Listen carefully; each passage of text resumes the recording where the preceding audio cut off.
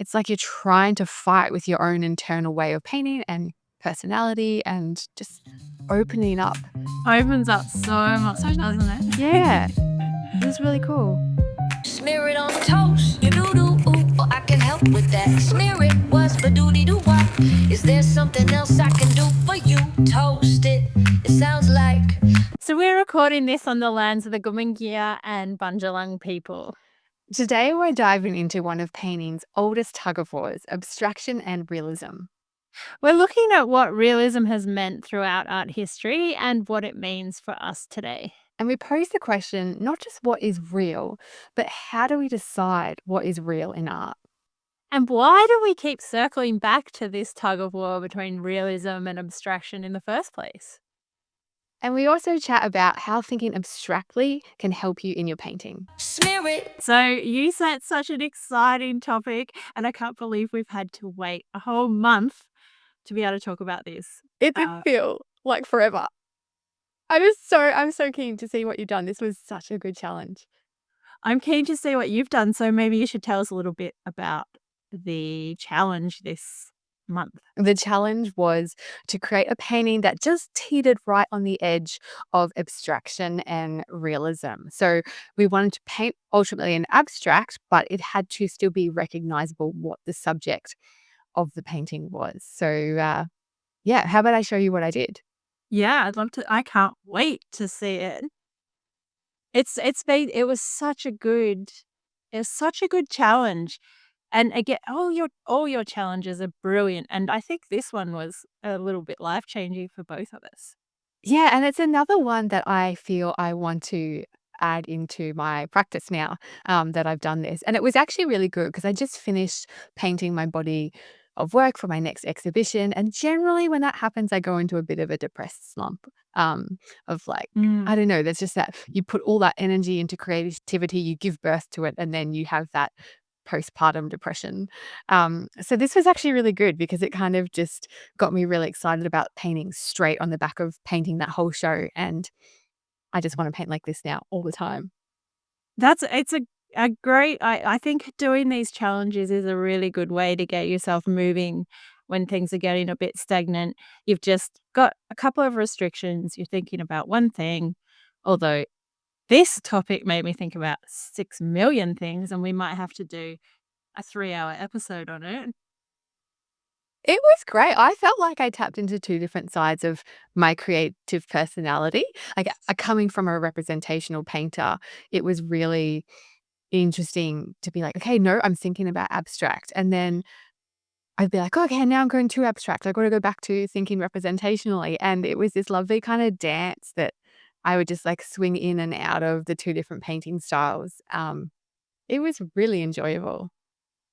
Yeah, that I found it quite profound, and I think it's really interesting to think about what does representational painting, or as we would maybe call it, realism, but we can't call it realism because realism is its sort of own art movement that happened in the 19th century.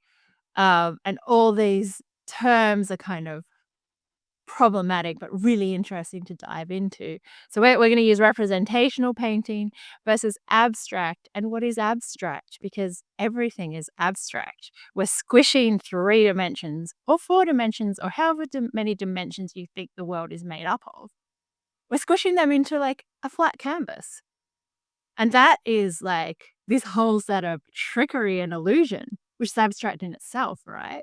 Yes. Yeah, absolutely. But then that was the other challenge because I thought, okay, generally we make our videos to be 10 minutes long. And I thought, well, an abstract would take me 2 seconds. I could do a blob on a page and that's an abstract. So it was kind of this, how do I fit abstract into something that I'm comfortable with and that I'm happy with and proud of that fits with my representational painting? Because when I sit down to create a painting, I look at the thing and my one aim is to paint the thing, to capture mimicry. Yeah, to capture that thing, even if it's the essence of the thing.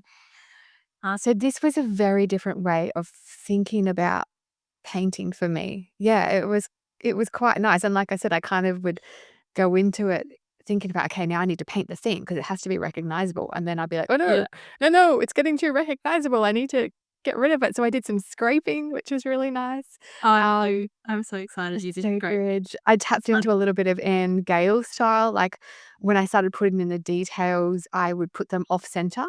So not where I saw them, but kind Oh, of interesting. next to where I saw them, just to kind of fragment it and break it up a little bit.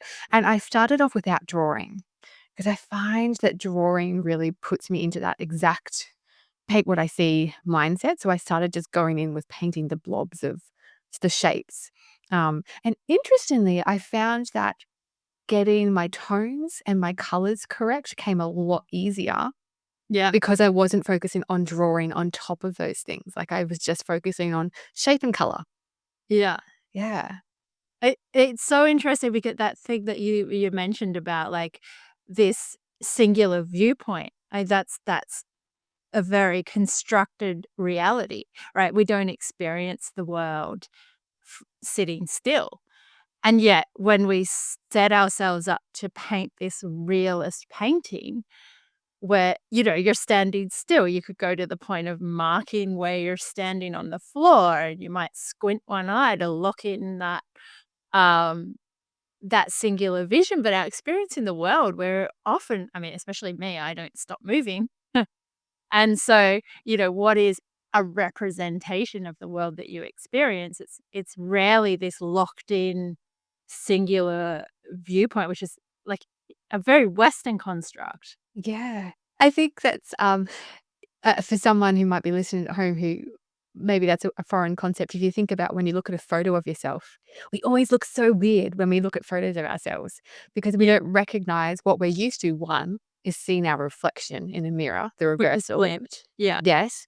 But two, we don't, when we see someone, we see how they move, their facial expressions, their three-quarter profile, the back of their head, the way they walk. We very rarely recognize someone or know someone just from a still image. Yeah, and going back to what you said about just putting in the shapes and the flattening of the image, the problem with this topic is the more you flatten an image, the more realistic it gets. Yes and no, right? There's like really hard edge flattening. That, but I mean, yeah, when I'm trying to teach representational painting, I make people flatten the shadows and go for the shape. So it was a really interesting. I don't feel like I lived up to the true meaning. I don't think I pushed this as far as I could have in terms of how I thought I'd be getting all Giacometti and Anne Gale, and I didn't, and we'll probably talk about that more when I show you my painting. Yeah, that's interesting because before this painting, I actually did a couple where my version of abstract was I listened to a song while I was painting. And when the song finished, I just scrape the whole thing, blur the whole thing. And then Oh, when a new song started, I would start painting it again. And then as soon as that song finished, I had to scrape back what I just painted and then go again. And it was actually, yeah, I didn't push it through enough, but I set those restrictions or the parameters that we always talk about to create the abstract that way. So it was more about the experience of the painting than about what painting the flattened image of what I was looking at. I love so you did that for this painting? No, I did that for another painting. I didn't film it. My camera ran out, so I started a new one. Oh, Yeah. cool. It would have been I good to show that. Yeah, and I love that idea of connecting. I see a huge connection with sound and music and painting. And I mean, if you think about an art form that is the most abstract, it is music. Mm. And some of the more formalist abstract artists, I don't know how to teach abstract art because I'm like, well, pure abstraction is nothing to do with the form. It's often to do with the other senses and this obsession that we have with mimicry in Western art is really fascinating because I really think it changes how we experience the world and think about the world. Even that you were talking about, like, how we experience ourselves in the fact that we all see photographs of ourselves and, before photographs, people didn't experience themselves in that way. Before mirrors, people didn't experience themselves in that way. It's really interesting. I love the fact you scraped it there and destroyed it. That was so fun. Yeah, because I had gotten into my natural mode of painting what I see. And so I was just like, "Nope, change that, get rid of it, and push it back." And it's funny because over the course of this painting, you see it look very, very real, and then it starts to get a lot more abstracted. So I actually kind of painted normally and then undid what I did. But that's the interesting thing I think about abstract painting. There's so many different subsets of how to make an abstract painting. And what you're talking Yeah. about, the experiential painting, the way I kind of attacked it was still with the mimicry, still looking at just the vision of what I'm seeing, Mm. but then breaking that up. Well, But then, yeah, gives this what you're doing now is giving this real attention to the surface. And we're really starting to see, like, you're flattening and you're bringing things forward and you're building up this really intense surface, which I just love. One of the artists I looked at for a long time in my youth was Tapier, and he was really about building up all that surface, and that's really important for me in my work. But I find this, this push-pull of foreground and background, it slows the read. yeah, okay, interesting. It's funny too because I feel like the human brain wants to recognize something. Like when we look at an abstract, I think the first thing we do is, okay, what is it? Is there a face? You know how we always see faces and things. I can't stand that. So do you not do that initially? I do, but because my work wasn't really in uni, my work wasn't really about representation. Okay. And then you'd put something up for a critique, and there was always one person who's like, "I can see a face in that." And you're like, "Come on." Ah, yeah, that would be annoying. We're a little bit beyond, like, we're at university level. You do you have to submit, you have to submit a folio. There are bigger things to talk about within a painting than I am seeing. What's that? What's the term for that? Seeing a face in things? I don't know. Is there a term for it? Yeah. But you can't ignore it. No. And like you said, we will look for something representational, and so you can play with that. Yes. So Yes.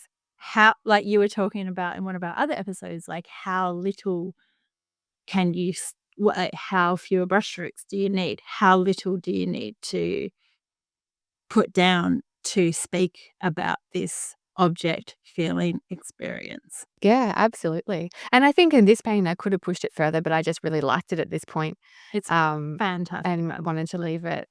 Yeah, and it was kind of fun because I just sat down and it was just some stuff that was on my shelf, like it's a bottle of solvent and a paint tube and some scissors um, so it was kind of cool to not set up, not to look for something beautiful, not to arrange something already, but just start at an object and then let it be what it's gonna be from there. Yeah. Mm. I love that too when you're setting. I actually did do a still life here, and I prefer things that have uh found their own composition. Yeah, cool. Because when I set it up, it becomes too formalist. But Yes, exactly. This I didn't set this up, I just that was on my shelf. So it's like, "Okay, I'm gonna go for that." Yeah. Which I think is a challenge in itself because you want to arrange things, but this is the joy of painting with the abstract in mind because you don't have to paint exactly how it is. You can change things, you can do what the painting needs, and I think that's the most important thing that separates the two is abstract. When you're thinking abstractly as you're painting, you're doing what the painting needs rather than looking at what the thing is and saying, "I have to be true to that." Yeah, and I think often, landscape painters do this a lot, and I didn't realize this for a long time. I'd try to go plein air landscape painting, and I'd be like, "I need to find the perfect vista," and yeah. it doesn't exist in a And half of flattened. those landscape painters aren't plein air. They finish them in their studio. Yeah, but that's okay. Like, I think they're getting the essence and the notes out on for plein air. If anyone's not sure what that means, it's painting outside in the outdoors. They're getting the feel and they're capturing the light quickly and then going back and finishing it in their studio.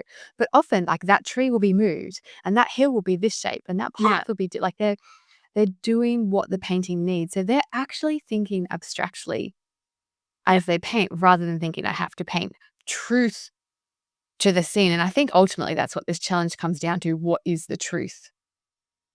That's a huge one because the truth is always manipulated. Yes. So you're always manipulating the truth. But my point about that, the plein air painters, because I don't see any truth to someone who paints from life, at or somewhat, but yet there seems to be somewhat of a thread where people think that it is more true if you go out there, and I'm like, you're looking at these painters and you're worshiping these painters who'd finished it in their studio. So don't attach a grandiose or don't elevate it because you've done it outside with the bugs. No, unless you're painting the experience and then you have to be out there to experience it. If you're just painting the image of what you're seeing, well, yeah, you can paint from a photo, you can paint outside, doesn't matter. But if you look at like the artist Mary Tonkin, for example, phenomenal Australian contemporary artist, she puts her paintings out in the forest. Mm. She sits there and she paints in the forest. She has to wait for the weather to be right. She sits so still. She has echidnas climbing over her legs, and she paints intuitively the colors, so it's not exactly what she sees. And the Yeah. same thing, if you ever look at the image she's painting, she's not like kind of mentally blocked off a 6 by 9 inch No, rectangle, and it's she's always moving. edited. Yeah, exactly. And Uh, that's the point. I think when art masquerades as truth or realism masquerades as truth, we're in big trouble.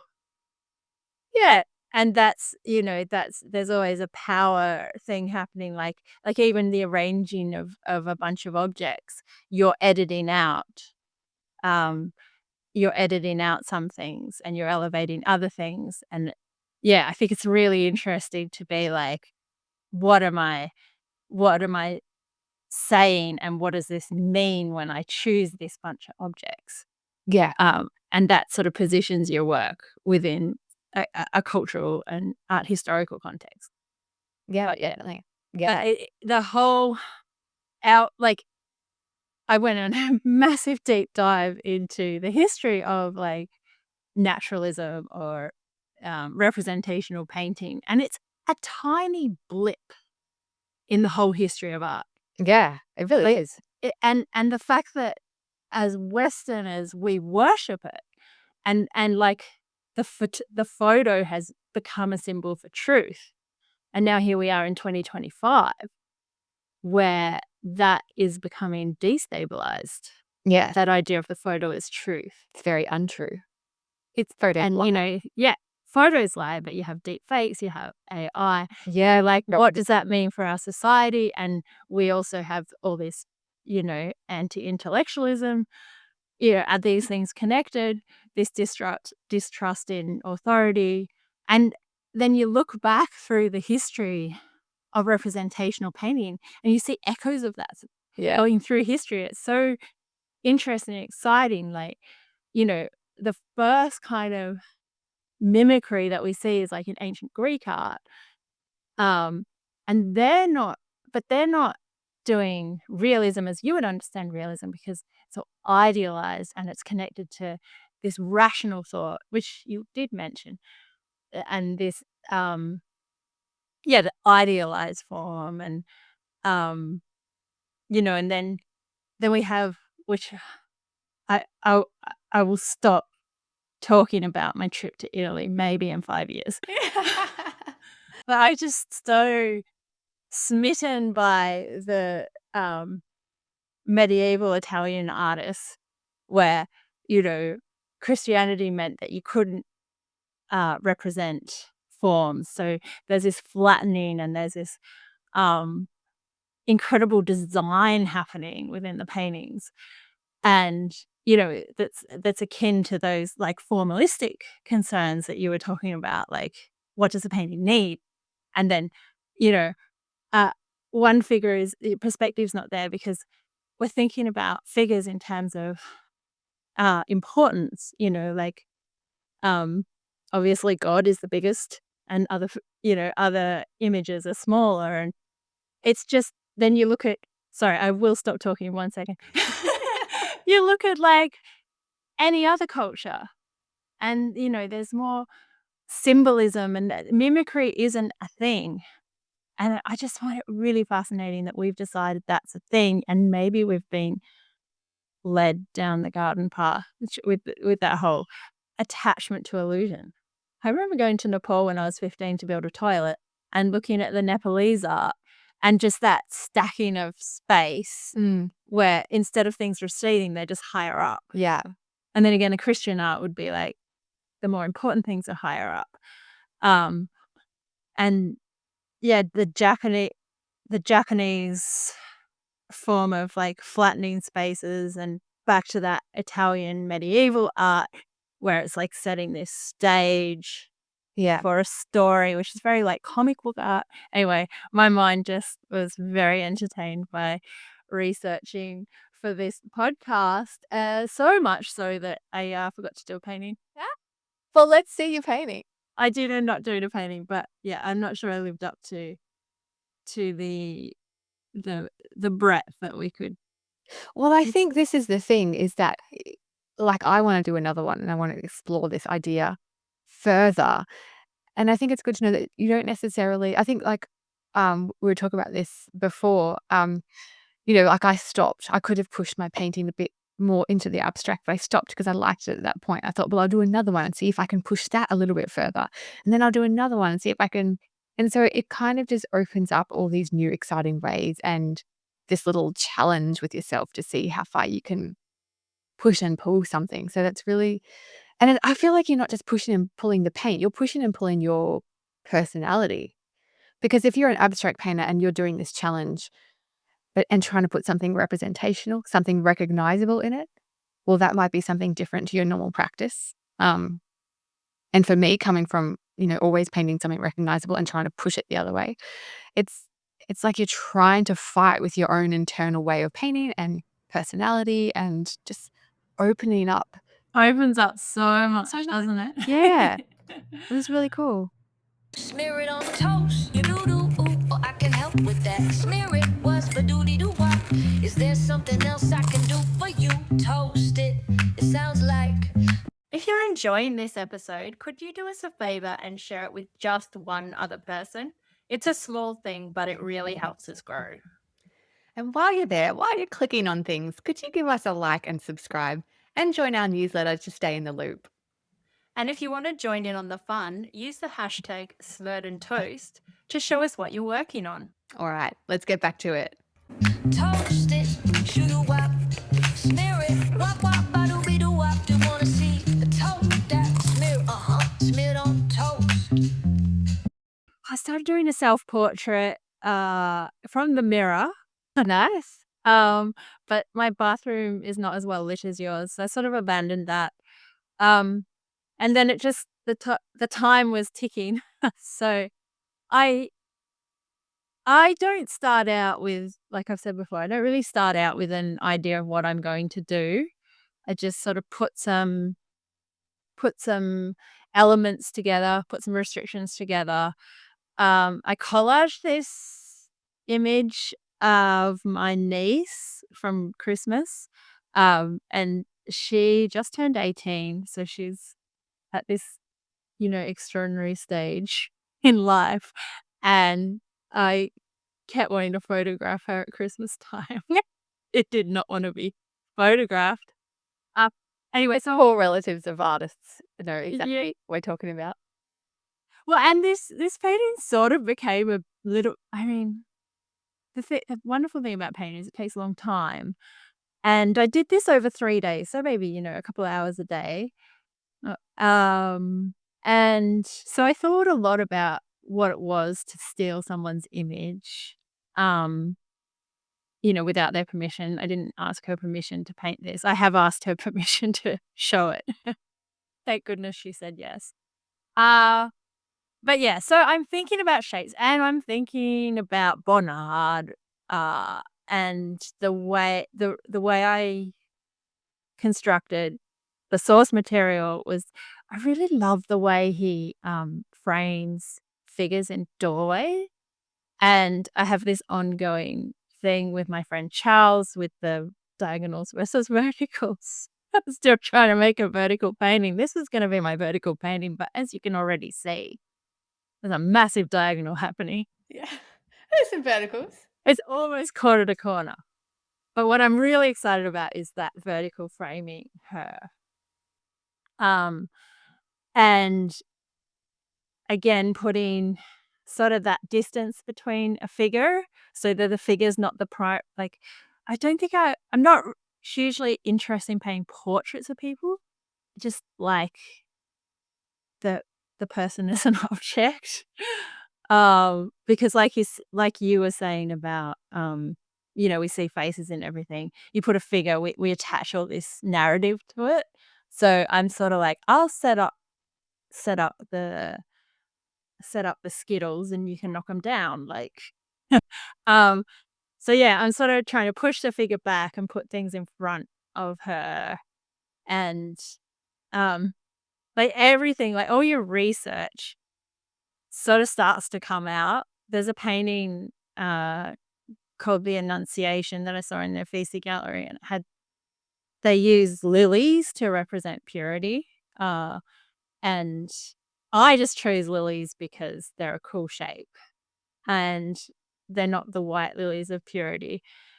But I started thinking about this Annunciation painting, and the it's they're so interesting because this Mary, as you can see here, she's not thrilled.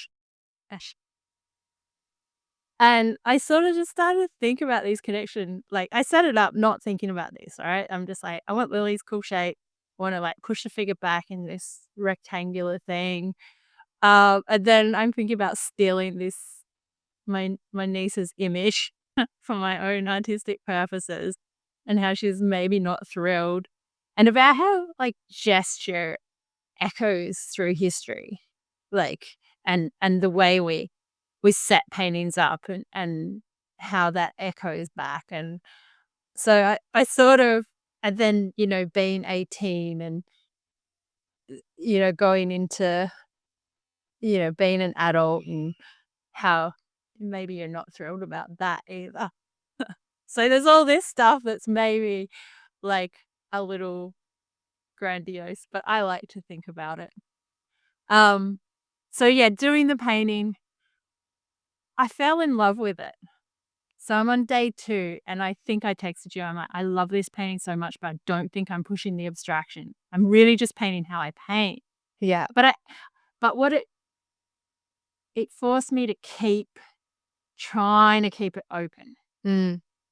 And you were like, "Just leave it, that's fine." And I'm like, "No, I will push it, but instead of going all Giacometti or Angale, just gonna try and really work these shapes and emphasize these more formalist abstraction kind of ideas of, yeah, like rectangles, repeating shapes." Like, I really enjoy how the plates and this is like rhubarb kombucha that my sister made. And that was this cool pink. And it's really strong, so, like, my glass in the front there is, like, a lighter pink because I couldn't go for the hardcore rhubarb kombucha. Um, yeah, so I I am really thinking abstractly about these formalist shapes and love that bit on her shoulder, like, I'm pulling the background forward there, like, matching that value of the yellow to connect, like, I just That's lovely, that bit. Yeah. I love yeah, is it I mean, that's what we do as painters. We start off with these ideas and then it's like, I just love that bit. I'm loving the whole left side is just gorgeous. I um yeah, and I so falling in love with a painting. I like to paint strangers because it stops me falling for it.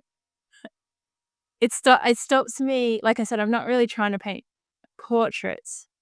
I'm just trying to paint other things about the human form. So when you paint someone you love intensely, I found it really difficult to get that distance. Mm. And that's why I was like, I don't know if this works because I don't, I couldn't smear her face. Yeah. And isn't it funny? It's a totally different experience painting a self-portrait because I feel like you're You can be brutal. you're trying to stop yourself from smearing your face every 10 seconds. Oh, really? No, I'm down with the smearing my face. I feel like I can be brutal with myself. No, that's what I mean. Like, I feel like we can we can totally we approach our own self-image completely different to that of someone else's. Yeah, because I feel like the pressure to flatter someone is always there, Yeah. and I don't like that. I'm not interested in that. That's why I don't really like doing portrait commissions Yeah. because it's too heavy. I don't know anyone who likes doing commissions per se. I mean, I really enjoy that you're collaborating on something, and often I'll get asked to paint something that I wouldn't necessarily, or the image that someone's asking to paint from, it might be a photo of their dog and the dog has passed away or something, so that's all I've got to work with, and it can be a really good challenge, that it's not something I would set up for myself, but also commissions can be quite hard when you're Yeah. painting It's not something you're not interested in. well, it's not that you're not interested, it just adds all this other stuff. Yeah, and you have to find something in it that you're interested in and Yeah. hope that that's what your client is They're interested in as interested, well. yeah. That's the issue, is matching up that collaboration of It is a collaboration. finding something you're interested in about their project, but they also have to be excited about that aspect of it too. Be very careful who you collaborate with. Yes. Yes. Yeah. But good for artists too. Commissions are great for artists, I think, because it pushes you to painting things you wouldn't necessarily always paint, and generally the pay is guaranteed. So that is good. Mm, yeah. But yeah, so I was sort of just trying to lead into these shapes and using that drawing to push and pull the surface Mm. a bit more. And I do like having those repeating, echoing shapes with the plate, and that the plate had shifted to the side, but I left the trace of the fact, like kind of repositioning it, even though it's from a photo. Yeah, it's lovely. Yeah. And it really was for me trying to stay open, and I think having it address our topic here did work for me, that I have to be able to keep it a certain level of abstract, Mm. to show you. To prove that we've done the challenge. Yeah, and it really, stopped me from locking things down, kept things open. But again, the more you flatten things, the more realistic it looks. So that was a This is the thing, is that you're looking for information in your Yeah. image, in your scene, to dictate your painting, but also you try not to do that. So it's that Yeah. constant ebb and flow of looking at the image, the thing that you're painting, to guide you, and then completely ignoring what you're looking at. I mean, that's why we're half mad. Yeah. I just zoomed in here Yeah, the paint. to prove that there is some fracturing of the surface, because surface is so important. I mean, that's why I use painting, right? Like, it's why I'm not interested in photography. Paint's got this just really interesting way of playing with your perception, and it can be just so delicious. Yeah. And I love how you've got forms that kind of blend together and forms that are disappearing and edges that appear and then are lost and edges that are highlighted. That's really nice. The plate is just, I love the plate. Oh, I do love the plate. I think there was some more successful parts of it. I actually show you in a minute, like, what. So I had like three sessions on this painting because I love to layer things up. Um, so this is the first Yeah. image. This is when I fell in love, and falling in love is a problem. Yes. This is the second one, and I actually think I like the plate in the last one, But there's something I sort of like the lilies more in the second one. I'm with you. I like the second one. So you can go too far, but I can go again and try and pull some of that stuff back. That's a good topic to talk about because I think a lot of people early on in an arts career, that's one of the questions that seems to pop up a lot is how do you know when a painting is finished? What's your answer to that if your students ask? I think you need to sacrifice some to the learning process. Yeah. I say the exact same thing. I say push it too far and then you'll know with experience. Yeah, so I think you need to push some too far, you need to sacrifice some. I think keep going. Mm. I think the way you know when it's finished, right? Uh it's very physical for me. I saw this from someone else and I can't remember who it is. But you paint and you're standing up, I stand up and paint, and you sit down and you think about it. And the ratio of standing to sitting becomes more sitting than standing. That's cool. I love that. And I mean, otherwise, it's like you just get to a point where you're like, there's, I don't need to, there's nothing more that bothers me.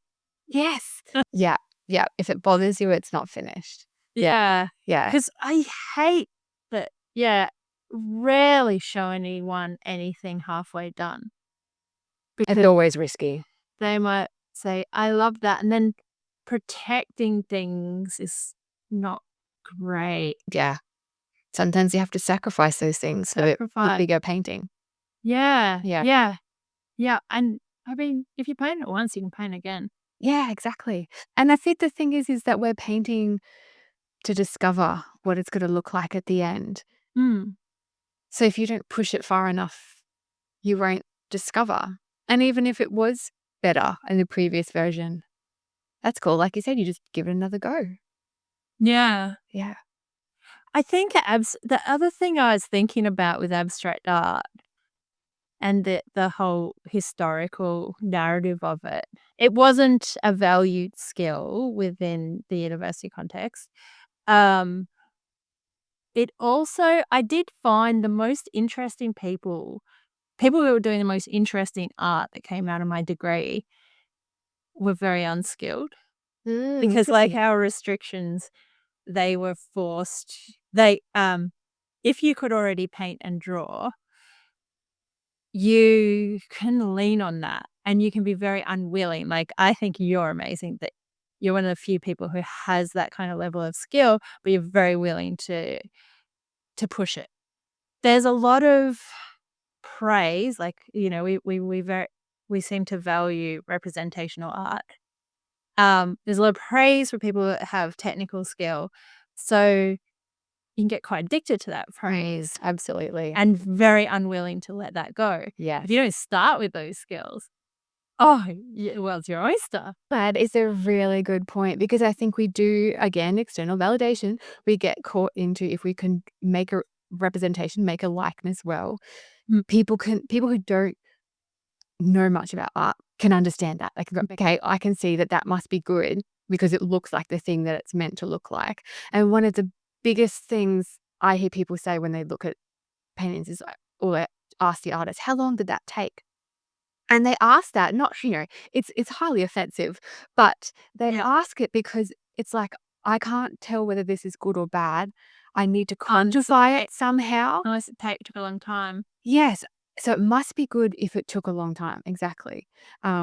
Which is not the case at all. Like it doesn't, but also Picasso has that beautiful line of, it took me like 4 years to paint like Raphael, but a lifetime to paint like a child. Yeah.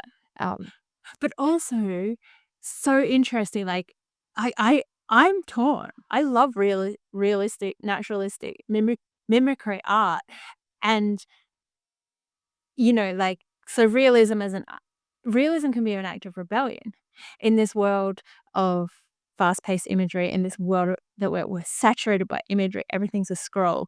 To take time to look and to render, I think that's so important, and that's why I'm a painter, because I just think maybe I use that maybe I use that just to support the idea that I am a painter. Nowhere. I am being, I'm being a revolution. I'm being, yeah, I don't know, I mean, look at Morandi, like, he was just like, "No, I'm just gonna paint these little objects in front of me," when everyone else is looking at totally different things. mm, What's so cool about him is he was true to, "No, this is just what I'm interested in, and even though the trend is going different right now, I'm just gonna keep doing this." And I think that's why I love still life so much, the act of just slowing down and looking at, like, my solvent bottle yeah, and staring at that and just finding the beauty and the interest in that is something that painting and mimicry in painting or representational painting is really enjoyable, is you really get to know something. yeah, Slow down really, and it's just what is truth? But you definitely get to know it more than someone who's scrolling or someone who just walked yeah, past when you actually stop and observe it. Like, until you try and paint a flower, you don't realize how vibrant they are. Until you try and get a tube of paint and mimic the high chroma lightness of a flower and realize it's impossible, we cannot do it. You would I never. don't need it to treasure up. You don't. But again, we use trickery to do that. Like, the only way to make a flower as vibrant as it is to dull everything else around it. Um, and still, you never match what is in real life. Like, we do not have the paint manufacturing to mimic flowers.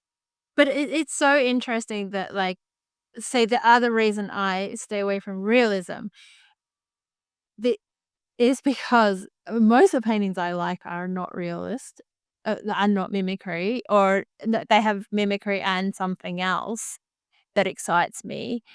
Even though, gosh, those Caravaggios. Oh,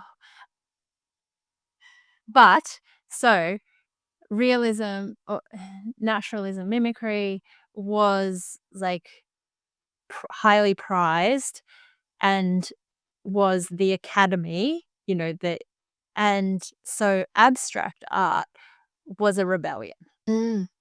and that a painting, and in a way it still is.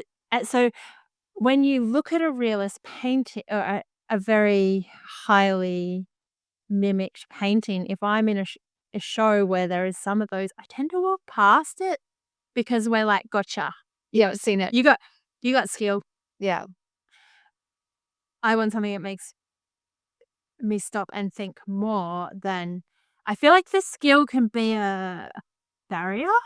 Yes, but I feel like abstraction can go the other way too.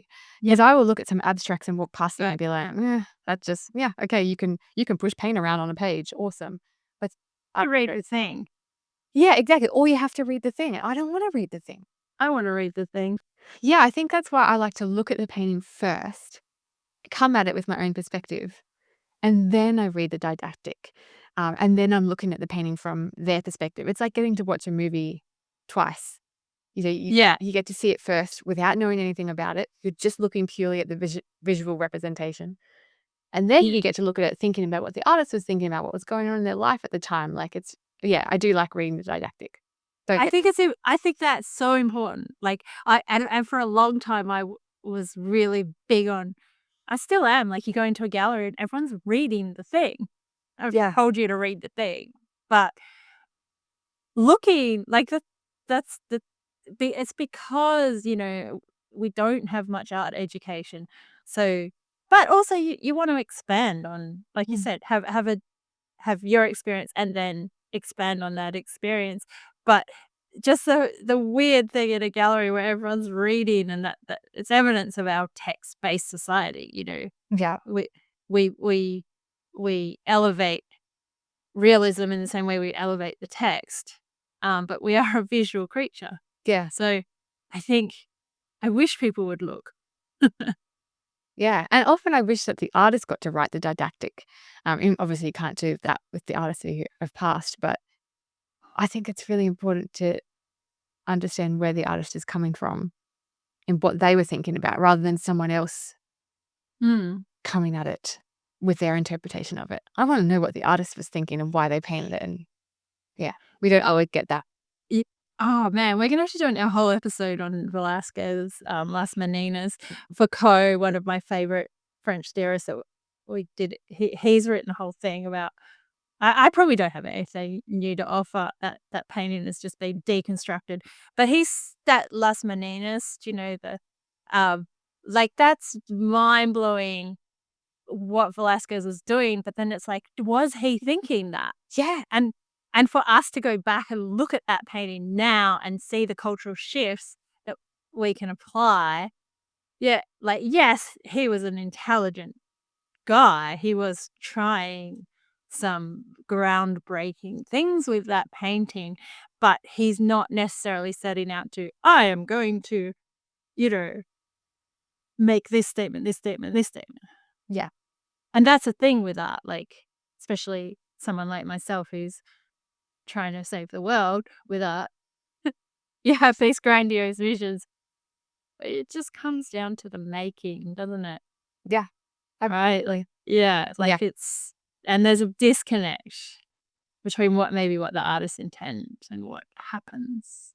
But I think like a good abstract, that's the difference between just something that's paints and colors and unrecognizable. It's just stuff. I think there is a difference with that, a good abstract and just a boring abstract. And I think we were talking about, you sent me that guy on Instagram who analyzes people's work. Oh, yeah. And I was like, I can pick which ones he's got to say are good abstracts and not, because there is something about them. So there's a lot of abstracts that I'll walk past and it's like, boring. But there's other ones that I'm just like, why is that so good? Oh, this is a whole nother episode. Okay. No, honestly, because I think it's really important that and this is why I'm sort of still on Team University, even though I probably don't make work that goes like that. But I think it's important there are people in our society who are making work where you have to read the thing. Yes, yeah. Because our viewpoint about what is good is a Western viewpoint. Yeah, it's true. And it is a constructed viewpoint. Yeah, absolutely. And just because art is hard and takes longer for you to understand it, I mean, does that make it better or does it make it worse? Like, these are like the interesting questions that we have to ask. Yeah, and I think it's what is the point of the art to you? And Is it just a pretty picture, or is it something that moves you, or is it something that makes you see from a different perspective, or what is that artist trying to achieve? yeah.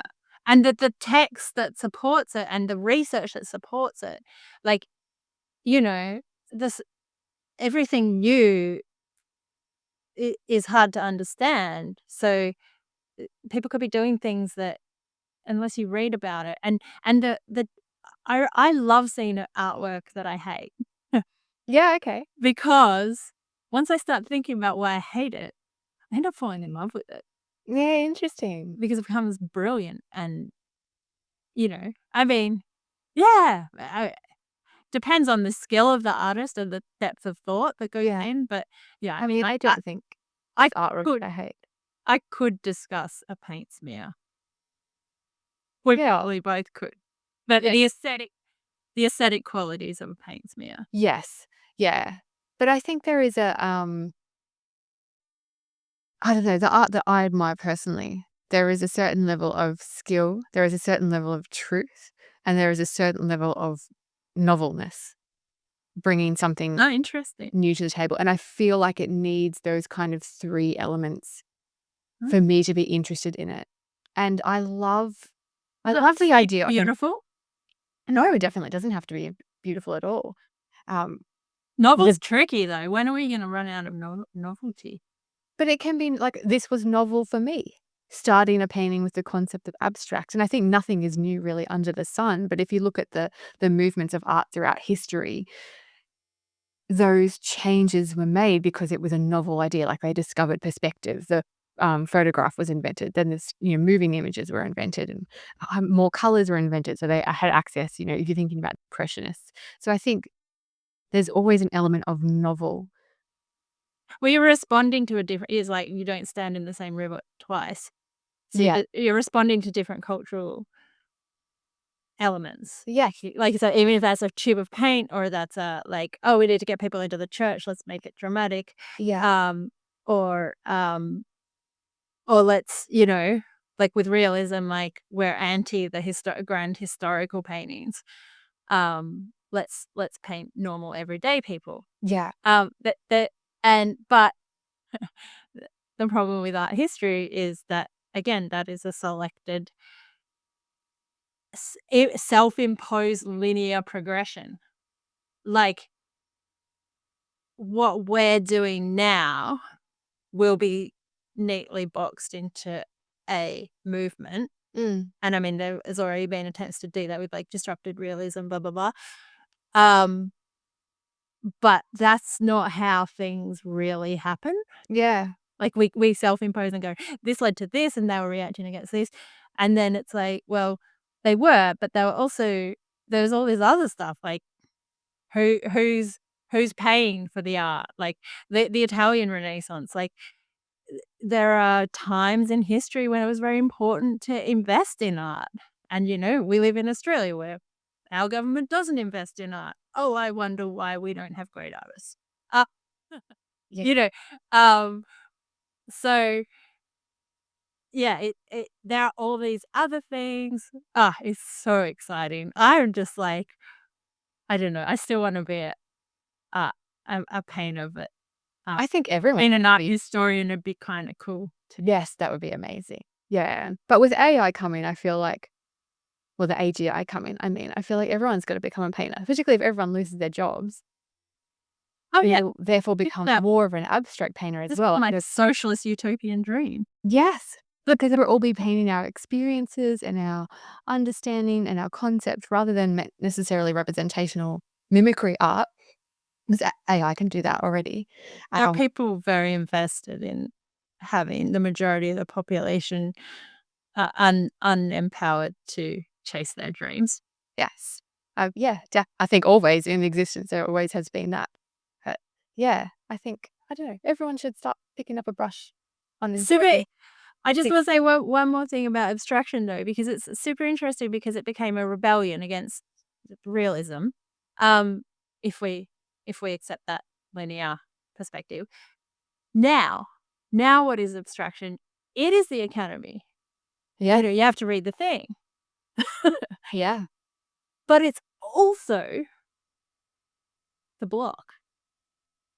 It's also the Kmart print, that the splush of paint on a canvas for people who don't want to have a personality in their home space. yeah, Non-confrontational, like this is art that's matches the couch. yeah. It's interesting you say that because I remember talking to artists, I think it was Paul Davies, Australian artist, and he just completed his PhD on the function of art. And I said, "Well, art isn't functional, it's purely Yeah. decorative." And he was like, What? "Yes, there is." And that it was the first time that, I'd ever really started thinking like that, and I've thought more and more about it since speaking to him. I'm like, "Yeah, there is completely a function of art, even if that function is it fills that space behind the couch on Mm. the wall." It's always had a function. Yeah. I call it propaganda, but it has had different functions, spiritual Yeah. function, societal function, decorative function. But Therapy for the artist. to understand, which is a very new thing because, and that's out of a kind of society that can support someone to be able to play with paint, as therapy. Yeah, but I think we're all painting for ourselves. Like, we're all painting because we wanna explore these ideas and the puzzles ourselves. That's just you and me. A lot of Yeah, people like everyone does. try. No, a lot of people are trying to make a buck. Um, Yeah, fair enough. but yeah, I think, yeah, and it is a very privileged position to be able to do that, That's true. and that's a Western tradition. A lot of people, like if you look at the history of art, like a decorative pot, sells more pots. Yes. Really, Pompeii blew my mind because all the frescoes had a similar look. Okay. And it is like even the Renaissance, like that was a new thing, I think. I'm not an art historian. It was a new thing in art that to compare yourself to another artist and Interesting. differentiate yourself. Yeah, okay. And before that, like religious art is like about the making and the devotion of it. Yeah. But yeah, anyway, sorry. Don't know where you got with that. We've got deep. We've got very deep this week. It is a huge topic. Yeah, it's a massive topic. I think we could talk about it a lot longer. But I feel like maybe we might be touching on it next episode as well because we have a guest. We have a guest. Our first guest, Benjamin Crawford, or Ben Crawford, Irish-born Australian artist who uses collage as the start of his work. And he's sorry? Yeah, so he set us a topic. Yes. To make a bit of a collage as the starting point of a painting. So we're making an artwork, but at some point we have to use either our references or borrowed references in a collage form together has to be the basis or the foundation of the painting. So that's going to be really interesting. I'm so excited to talk to him about It's that. going to be great. He's a lovely guy, a brilliant artist. It's going to be really interesting to give his challenge a go. I'll just put this one in because this is a collage.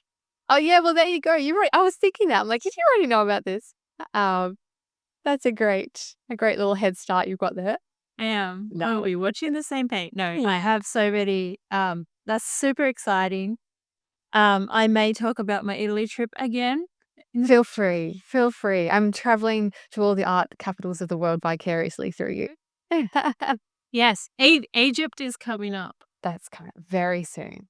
Okay, so our paintings are for sale as always from each episode. No, maybe not. I don't know if I can sell this. May be the only painting I can't sell. I've never had an attachment to a painting before. People are like, "Oh, do you worry about?" So I'm like, "No, get them out. Yeah, do more." I'm like, "Oh, this might be my first painting I don't sell." All right. Well, okay. Hold on to it. Ads are for sale. Yeah. Once I paint another one, I'm kind of the same as you. I really enjoyed this one and I want to keep it as a bit of a memory of this experience. Yeah. But also I think by the time I paint the next one and really get into this, I'll be like, yeah, okay, that one can go because this one is a better distance. So yeah, a better distance is always good. But thank you for inspiring that experience of falling in love with your own artwork, which I think is really That's awesome. I'm so glad that I played a little part in that. And yeah, if you're at home, definitely give this challenge a go because I think it's a really good one for anyone with an arts practice, particularly if you're coming from a representational or like you're used to painting what you see in front of you. I found that super beneficial. Or if you're interested in painting representationally, start with the abstract. Yeah, get you there faster. Yeah. Or if you paint abstractly, see how far you can push it to put that little bit of recognizable something into it. Yeah, super interesting. Use the hashtag Spread and Toast if you're going to do that because we would love to see what you do with this challenge. I did see someone did a secondary color. Charles did one. But he didn't tag it. No, but I did see it and it was phenomenal. It was really good. I was really excited. He did a square canvas. Yes. And diagonals in. Extra gold stars when you do a square canvas. I like our little dialogue. Yeah, with someone over the other side of the world that I've never met. That's really cool. That's really cool. Yeah. Don't forget to join our newsletters if you want to get a little bit more behind the scenes. We generally send out images of our work and other stuff that's going on in our arts practice. I can't say it's as exciting as these chats, but there's other good stuff. It is exciting. I have to give you a huge congratulations. That you're in our National Still Award for your amazing still life. I'm so in love with your painting. I'm so excited that it's going to be down the road from my house and I'm going to get to visit it. Yes, and congratulations to Filthy the Bear as well. The bear that I share a studio. Yes. He's also also brilliant. Yeah. So that's that. Yeah, so be kind to yourself. And put some more miles on your brush.